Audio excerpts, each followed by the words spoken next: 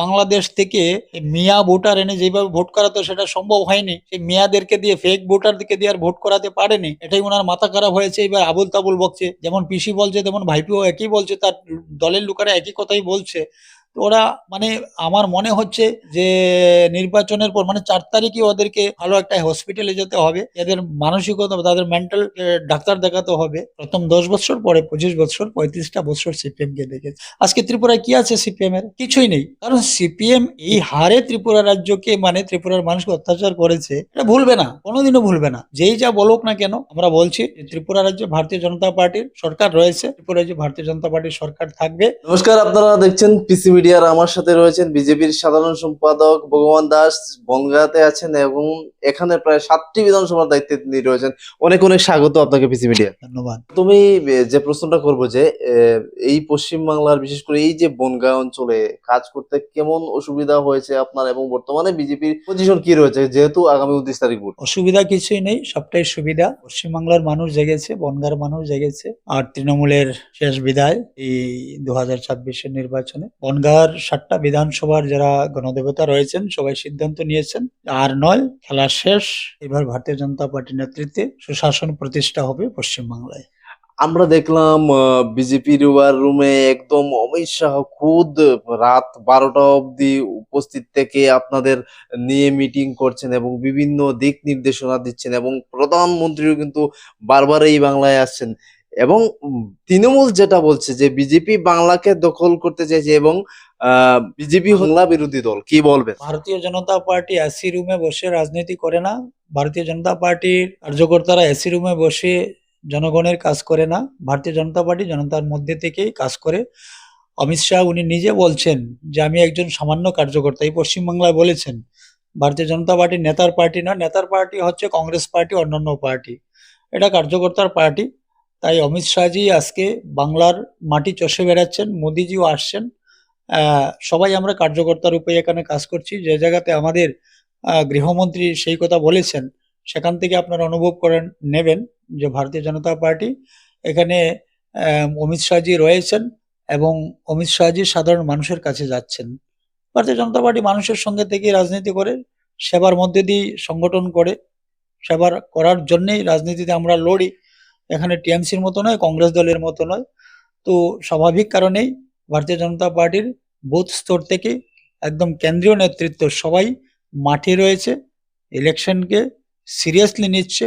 যার কারণেই গতকাল মানে 23 তারিখে যে নির্বাচন হলো 152টি সিটে, দেখুন 152টির মধ্যে ভারতীয় জনতা পার্টি কটা আসন নিয়ে আসে আর তৃণমূল কটা আসন, ওরা নিজেরাই বলছে। তৃণমূল থেকে সেই কথা বেরিয়ে এসছে যে কটা আসন তৃণমূল পাবে। তো ভারতীয় জনতা পার্টির জয় সুনিশ্চিত হয়ে গেছে প্রথম পেজ নির্বাচনে। আগামী 29 তারিখে যা হবে সেটাতে তো মানে 201 সিট হবে।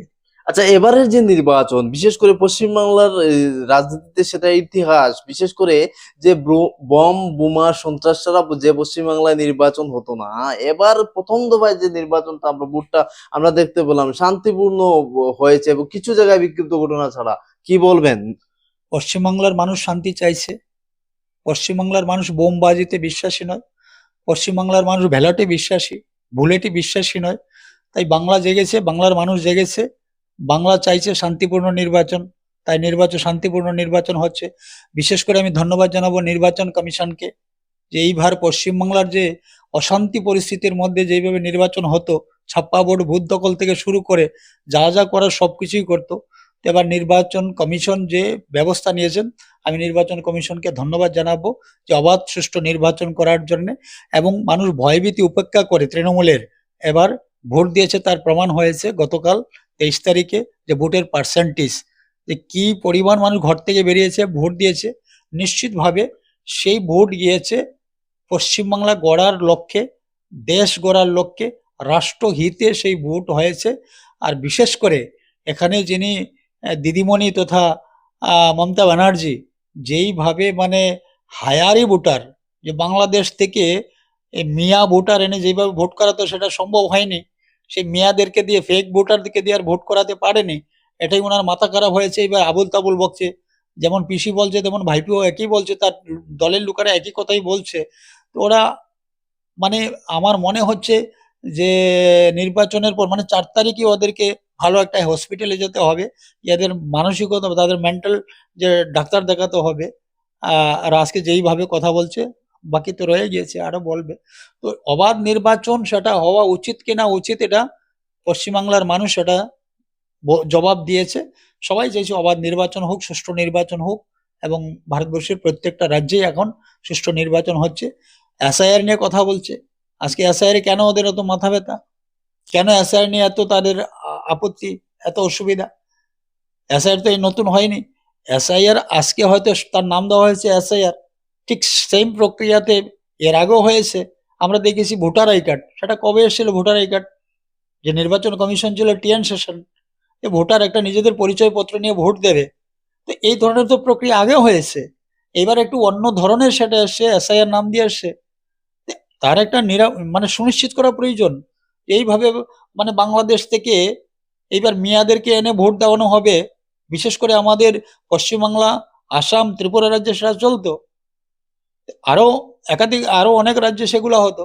তো সেগুলো বন্ধ করার প্রয়োজন রয়েছে।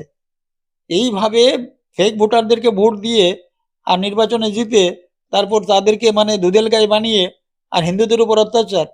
তো পশ্চিমবাংলার হিন্দুরা জেগেছে, পশ্চিমবাংলার হিন্দুত্ব জেগেছে।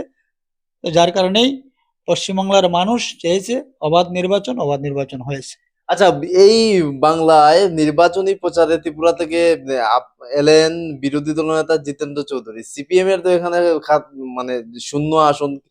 তিনি দৃঢ় প্রত্যয় করলেন, ব্যক্ত করলেন যে এবার সিপিএম খাতা খুলতে পারে। কিন্তু সবচেয়ে বড় বিষয় যেটা তিনি মানে বললেন যে আদর্শগত মিল নেই, কিন্তু মথা যদি বিজেপির সাথে জোট থেকে বেরিয়ে আসে তাহলে হয়তো বিচার বিবেচনা করতে পারে। ওনাদের প্রথম লক্ষ্য হচ্ছে বিজেপিকে হারানো। কি বলবেন? বেল পাকলো কাকের কোনো আশা থাকে না, ঠিক আছে?